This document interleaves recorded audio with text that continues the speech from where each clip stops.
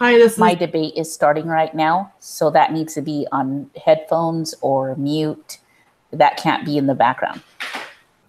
so this is Family 460, our week 10 debate. My name is Michelle Gordon. I'm on the religious side. My name is Andrina Rylick, and I'm with the Religionists. My name is Camille Pingle. I'm with the Religionists. I'm Cheyenne Montgomery. I'm with the Humanists. And I'm Lindsay Conklin, and I'm with the Humanist. And I'm going to start with the Humanist opening statement. So humanism gives opportunity to each and every individual to pursue a unique endeavor. I wanted to read just one sentence that it had from the manifesto that I think captures the main goal of humanism and what it stands for. And that says, "The goal of humanism is a free and universal society in which people voluntarily and intelligently cooperate for the common good. Humanists demand a shared life in a shared world." So in this belief, each and every individual has the option to choose what kind of life they want to pursue, and they should have access to all kinds of opportunities. And this results in a better world where everyone has an equal chance and a free access to their human rights. Humanists believe their beliefs are based on logic, science, technology, and things that we have 100% concrete evidence of, because in this day and age, we have a lot of information that we didn't have access to in the past. So that's why we've changed our mindset to thinking that that's what we need to base our policies on, is this logic, science, and technology. Okay. Andrina, you're up. Okay. Okay, I'm with the Humanist, and over 200 years. Oh, sorry, Religionist. Over 200 years ago, the United States Constitution was formed. At the heart of the framework of the U.S. Constitution, our religious beliefs, values, and morals are at its core. In the First Amendment, we are guaranteed free exercise of religion, free speech, and press. We are a nation of many different religious beliefs. Not everyone believes in the same deity, but our Constitution is founded on Judeo-Christian beliefs. Our morals are established in those beliefs. Our values are spread over all the world's population. And our belief is that we do have access to human rights. We do not believe that religion is oppressive. As a matter of fact, we believe that it opens up our hearts and minds to others so that we can express our beliefs, we can worship, and we also have the rights to belong to groups. That's all I have. So. Okay, so round two, we have our main argument. That would be Cheyenne. Okay, so the humanist viewpoint, there's two manifestos. The first one was established in 1933, and it gave several very strong opinions, mostly in regards against religion. The second manifesto came out 40 years after it, and they sang a different tune based on evaluations that they made and concerns that they had after several world wars. So in the second manifesto, that's what I'll be focusing on mostly with their arguments and their stances. They have 6 sections and a preface.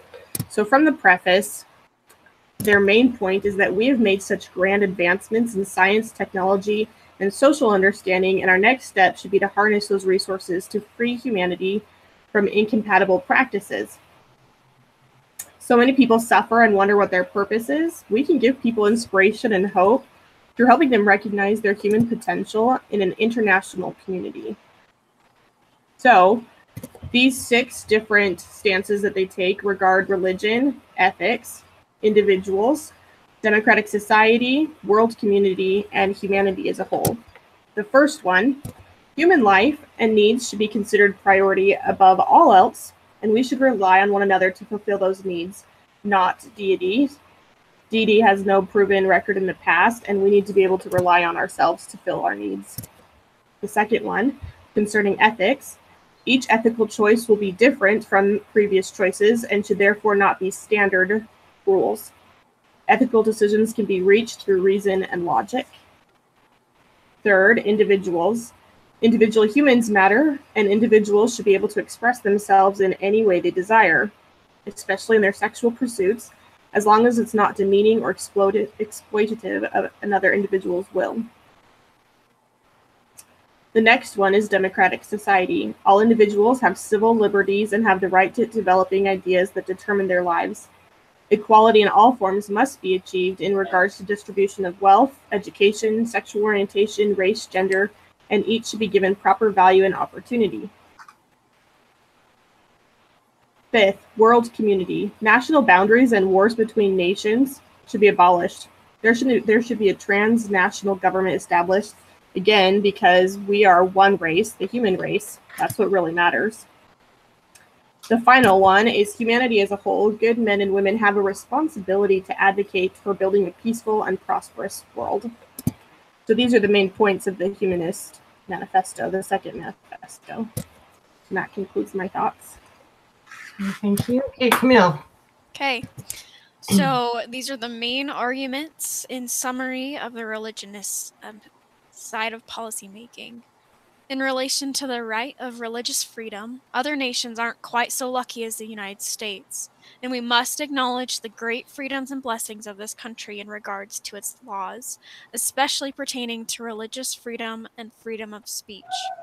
The foundations of this country were largely influenced by religion and the desire for religious freedom. With that freedom, this allows people to be responsible for their own functioning, rather than blaming things on a king or a tyrant. All have the responsibility and opportunity to govern. The power of a government is with its people, which is one of the great fundamental powers behind the United States government. Those people are made up of a wide range of belief systems and lifestyles. Free exercise of religion includes choosing a belief system and then living in that way. But if those claimed beliefs or actions infringe on the safety of citizens, that should not be tolerated by mere claims that it is a religious belief. Tolerance for religious views is becoming increasingly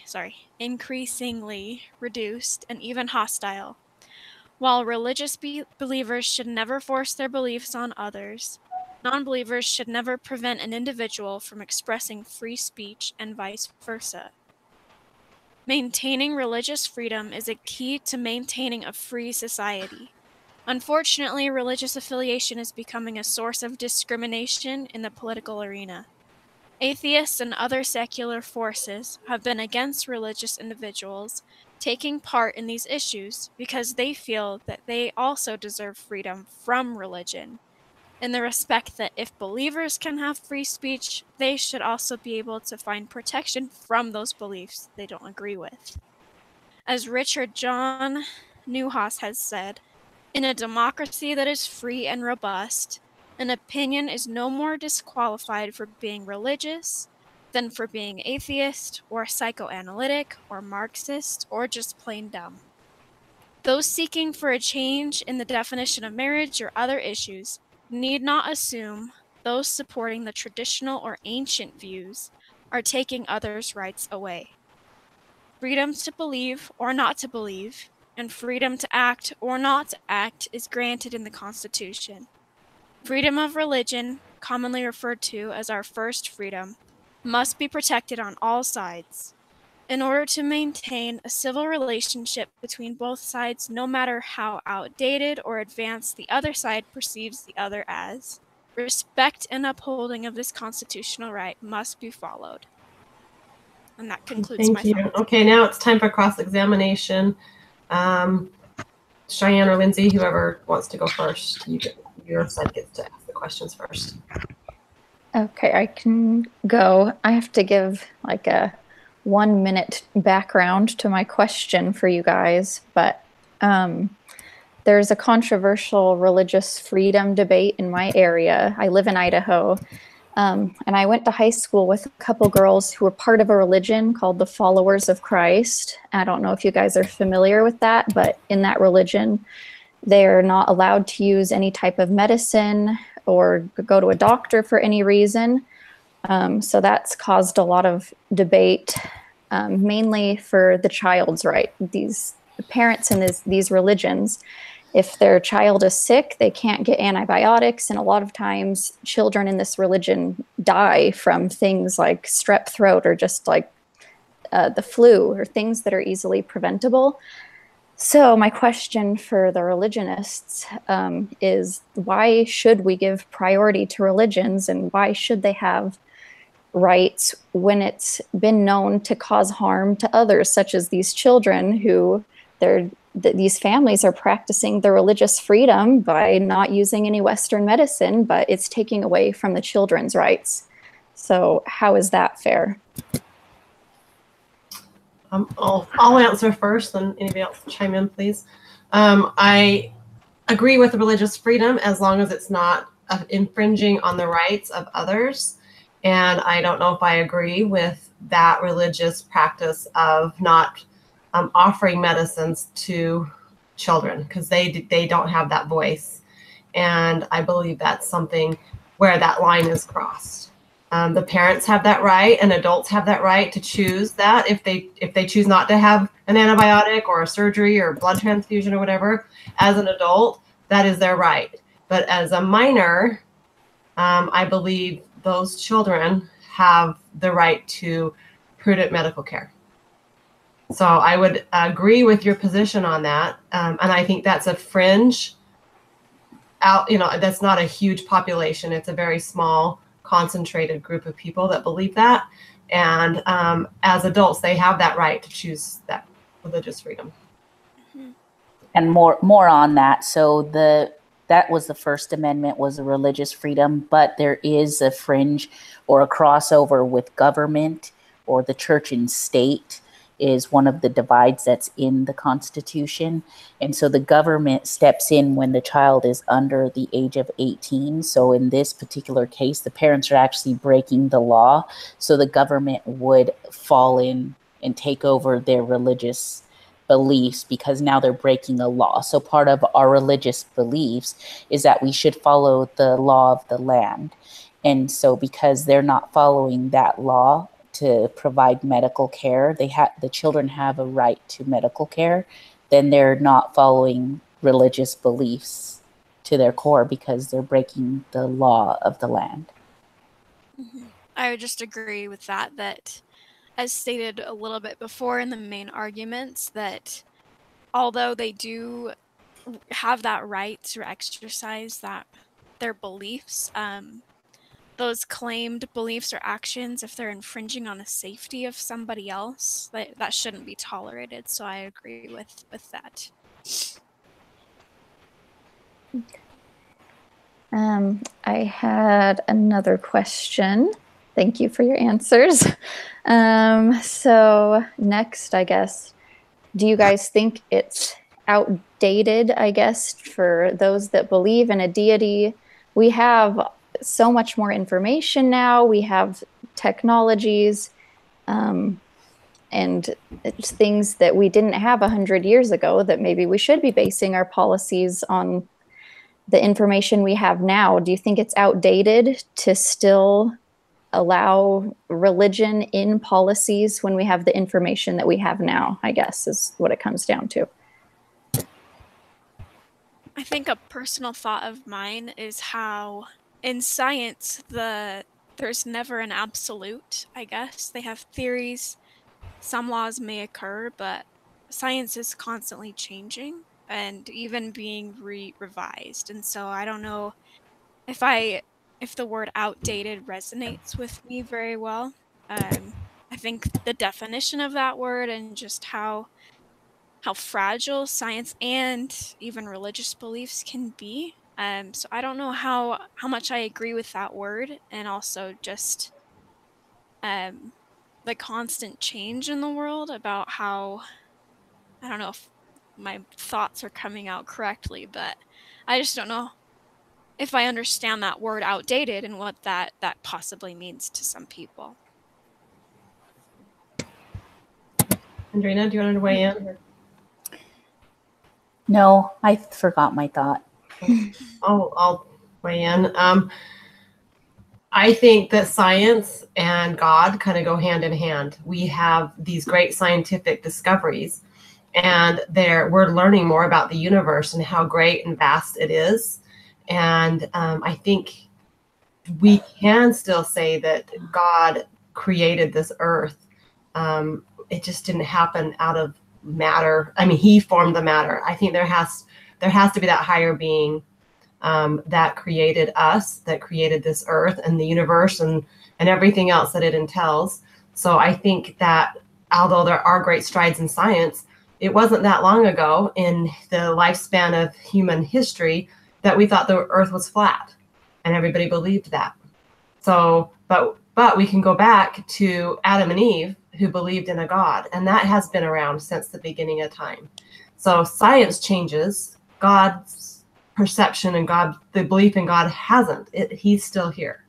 There's just more people taking on that secular belief and moving away from religion because they have all these scientific things that they can fall back on. But if we go back, we have written word that God existed when man was put here on earth. Perfect. Okay, that's all the questions that I had. Diane, do you have some questions? Yeah, I have one more to add. So my thought is, haven't religious differences brought enough war and death? I mean, think of the Crusades and how bloody that was in the name of religion, of God. Why perpetuate it? Isn't it time to come together in peace?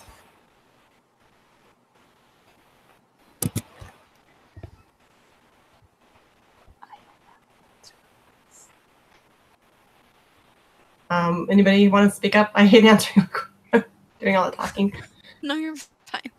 I'm trying to think. Okay.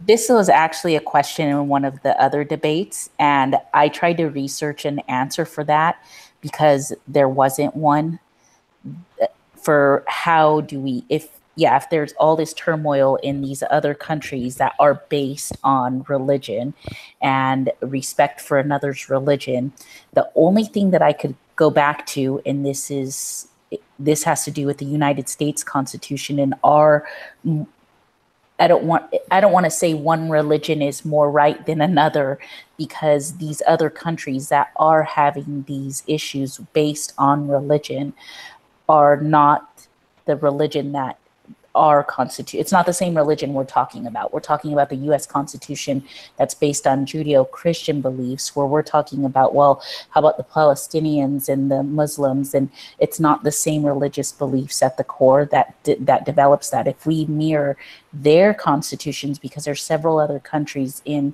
the world that have modeled or taken the good parts of our U.S. Constitution and put it into theirs, they're missing a lot of our morals that are in our Constitution that would be violating. And that's why here in the United States, we don't have those wars that are outbreaking, because that's not part of our religious view or beliefs in our Constitution. Would we defend our religion if someone wanted to come to battle for us here on this ground? If, and one of the other countries that they are having these issues that would want to attack Americans because your Christian beliefs, we would defend that. We would go to war for that. We would. But it's not something that we've dealt with based on our Constitution that has Christian beliefs and roots.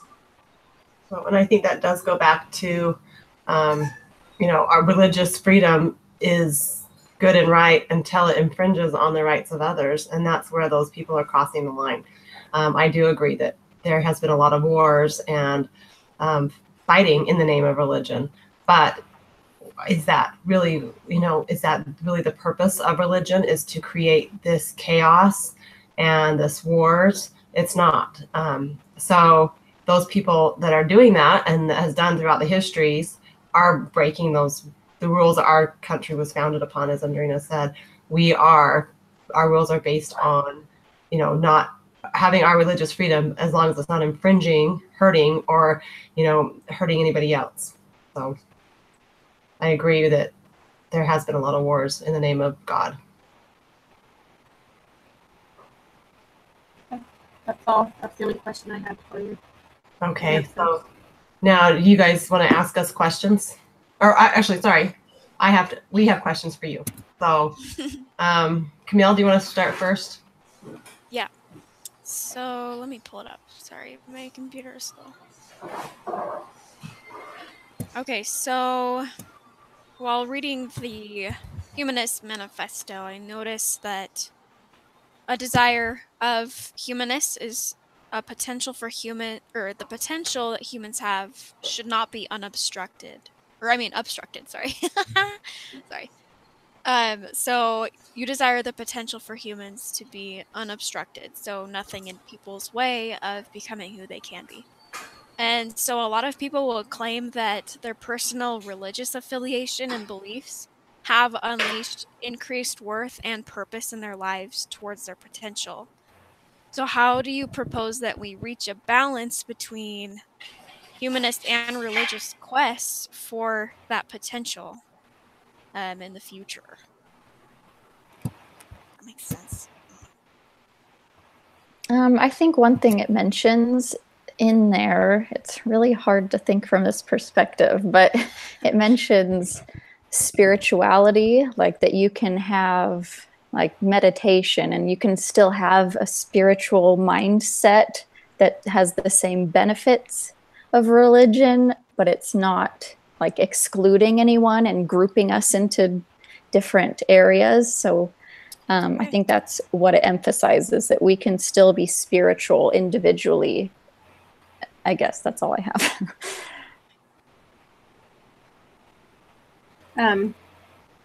I agree with what she was saying.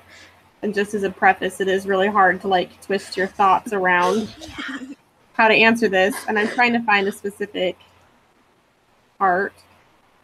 There's a part in the first manifesto that talks about not all religious practices or exercises are bad. It's when we feel like we have to rely on a deity to save us or to save just a few of us is when it infringes on, well, if not everyone can be saved, then everyone doesn't have value. When really we believe that all humans have value inherently because they're humans. And I won't change sides there.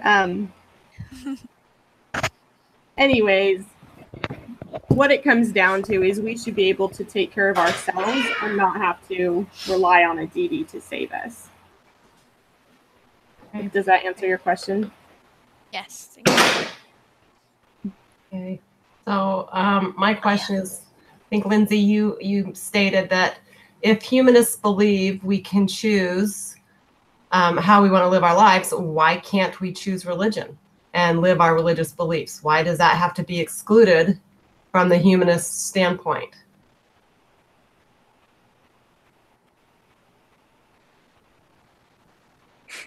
Let me think about that.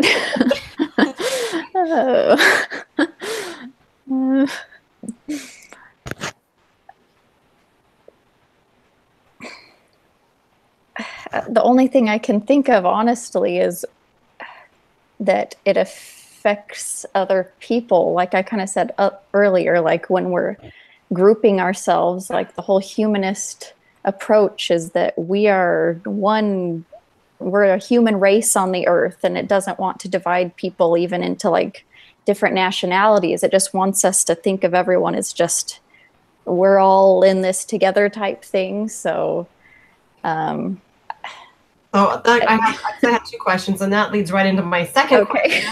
How would that one world government work? How would that work? We're all different races.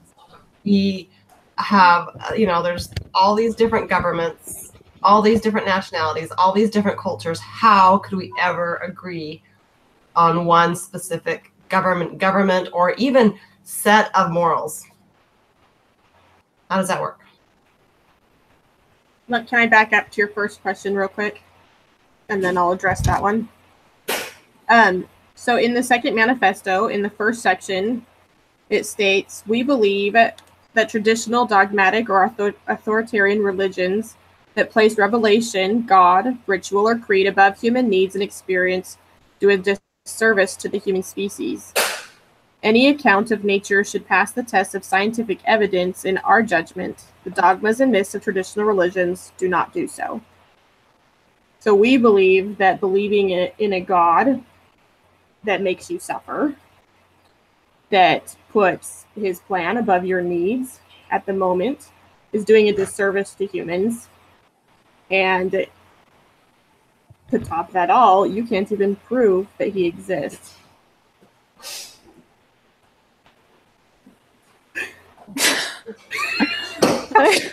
Okay, so okay. Let's give it to Cheyenne. Okay, so in the 14th section concerning world community, let's talk about how we would make that work a little bit.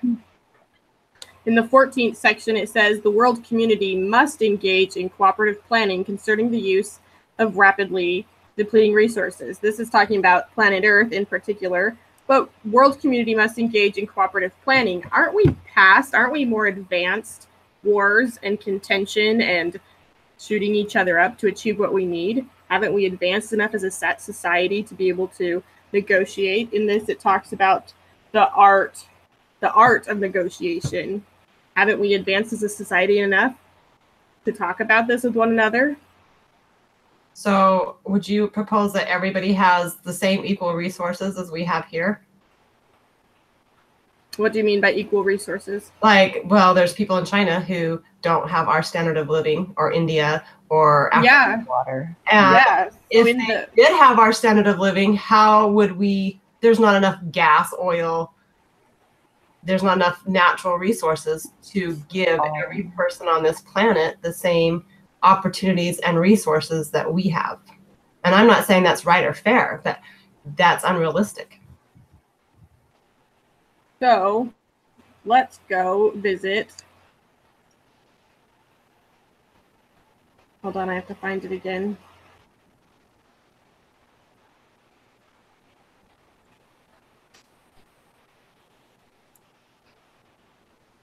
Because I completely agree with your point that in a perfect world, we would all have the same. Right. And we do believe that some utopian myths exist that this can exist. However, now I can't find the part. Basically, we believe that that wealth should be distributed, that resources should be distributed. I think that's what you were asking earlier. And that everybody should be able to have equal access to resources, to education, should be free of discrimination. So these are human rights that we believe we should have.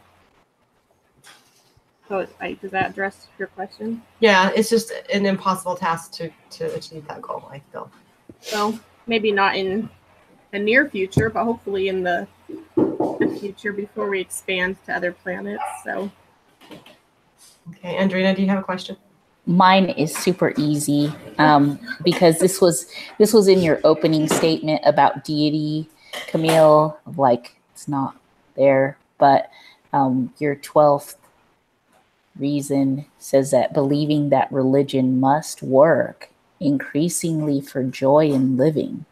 So the humanist does admit that they do believe in religion, but because most of the humanist beliefs are all scientifically founded, why would they say that it must work? It's not something that they can factually back up.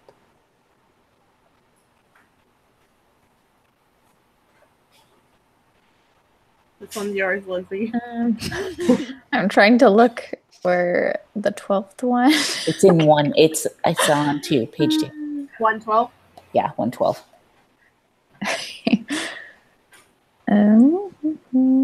Okay, I see. Believing that religion must work. So what was your question again?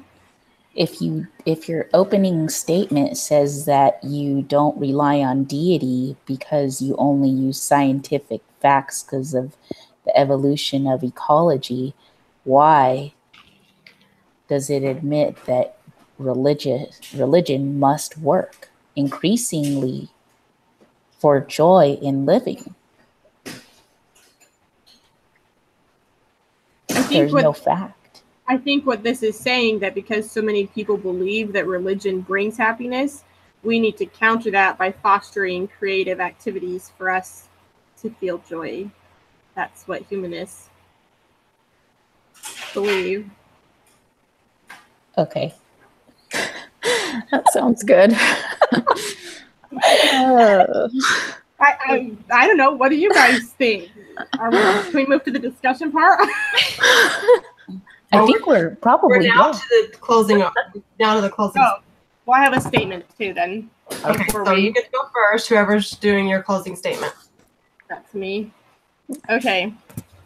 So we believe that there's only one race on this planet, the human race.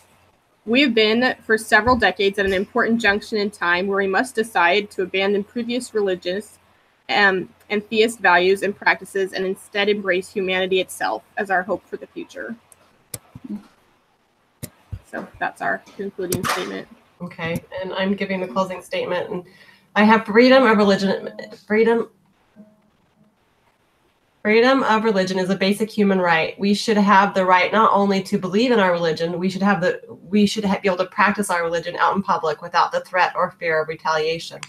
We should be able to proclaim our religious convictions publicly and offer the same right to other religious groups. Religious freedom is essential to human dignity. Religious freedom is an important part of stable democratic societies. We should not be forced to do something that is against our religious beliefs and not be penalized for taking such a stand. We also need to be an example of the things we are professing. We need to be loving and tolerant of other religions and beliefs. Religious beliefs are a beacon to morality in society that is getting darker each day. Religious freedom was so important to the founding fathers. It is one of the first things the Constitution addresses. It is a right guaranteed in the First Amendment. It is why our forefathers left and came seeking a new land where they could practice their religion without persecution. Separation of church and state means that the government cannot tell us what we believe or how we believe. But that doesn't mean we can't have religious people in the government. Everyone has the right to accept or reject religion. If they choose not to follow any religious beliefs, they have that freedom as well. We are not trying to impose a national religion. We are just seeking the right to live, express, and practice our religious beliefs without the fear of persecution. Amen.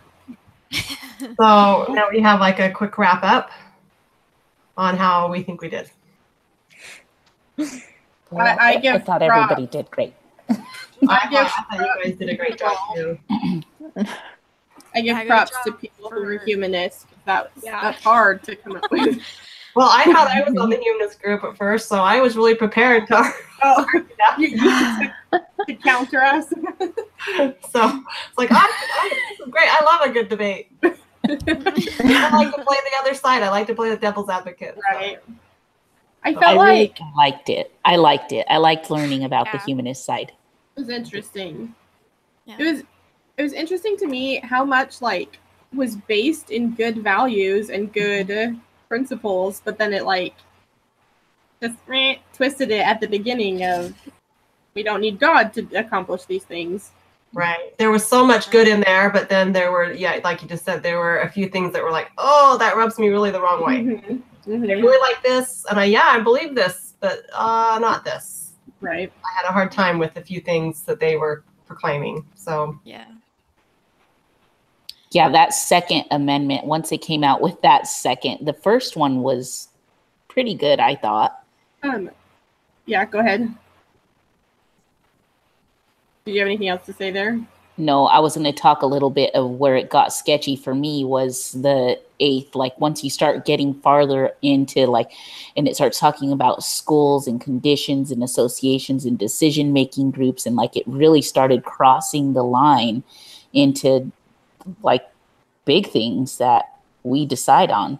And, and just work, education, it had so much more. It was so detailed that it took away what I thought the Constitution was, just those 3 things. It was morals, values, and beliefs. It was so that's broad. It left a lot to work with so that we really could have freedom. But humanist was so specific that there really wasn't even a lot of freedom left as you got to the end of that second page. Right. I just kind of keep thinking of North Korea. There's no religious freedom there. They all have this. They're all living in this poverty level, and they're all equal in this poverty level, and they all have these miserable lives. So, Right. and I agree. There's some great points. It would be awesome if everybody had the same resources and opportunities. Everyone should have that, but they don't, and that's unfair. And I don't know how to reconcile that. Right. I thought it was interesting at the beginning of the second manifesto how it was like our earlier statement seemed far too optimistic, like after World War II, and actually the world's a terrible place. Like this isn't reality. And then there was I couldn't remember it. Like I made some crack while we were talking about like until we moved to a different planet. Yeah. Like there was something in here that was weird like that. Like Yeah. I don't It know. was like, yeah, I remember what you were talking about. Okay, there's two questions that we're supposed to answer to wrap up. Do you think the authors of the article was taking the moral high ground or making a moral statement? And I think they were making a statement. Mm-hmm. So- Yeah. Oh, the humanists, I think, are totally making a statement. But for the religionists, I think he's taking the moral high ground because he spent half of his talk on Proposition 8 and then the stuff that people did. They fired Mormons. They really retaliated against the group. And still, even after that, he still took the high road. Right, and said we should be loving and kind and tolerant. Yeah. You're right. So Yeah. are religious folks the only ones with values and morals? Can morality exist without religion? And I think it can. I know lots of unreligious people who have high morals and values. Right. So I do think that morals can exist without religion. Yeah. Yeah, I live in a place that the missionaries that come here from Utah, they say the people sure know Jesus around here. They may smoke and chew tobacco and drink whiskey, but they still have values and they still know who God is. And they still love their families. And Love, yeah. so I think, yes, morals can exist without religion. So, okay. I think we did pretty good. Mm-hmm. Any other thoughts, comments? I don't think so. Okay. Did we need to post a summary of this week? I'm going to stop the broadcast and we can talk about that.